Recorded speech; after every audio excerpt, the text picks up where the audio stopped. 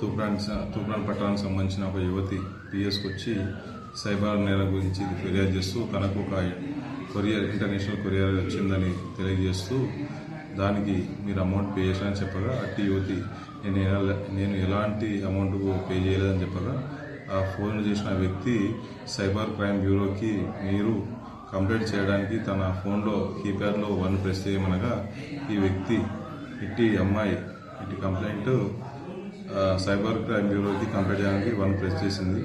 చేయగా ఆమె ఫోన్లో ఆమె తెలియకుండానే స్కై యాప్ డౌన్లోడ్ అయింది. వెంటనే వాళ్ళు మీకు స్కై యాప్లో మా క్రైమ్ బ్యూరో వాళ్ళు ఫోన్ చేస్తారని చెప్పగా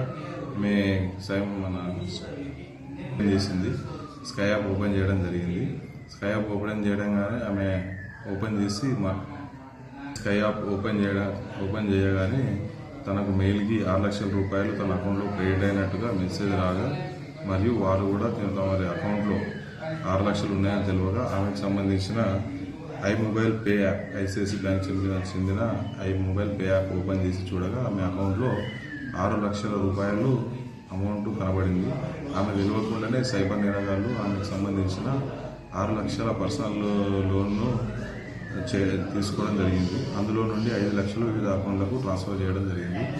ఆమె వెంటనే 1930కి కంప్లైంట్ చేయడం ద్వారా దాదాపు 1,20,000 రూపాయలు ఫీజు చేయడం జరిగింది.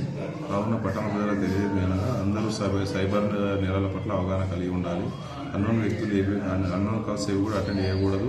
ఇలాంటి ఓటీపీలు కానీ సైబర్ లింకులు కానీ ఎలాంటి ఆన్లైన్ గేమ్స్ కానీ ఎలాంటి ఆన్లైన్ ట్రేడింగ్ కానీ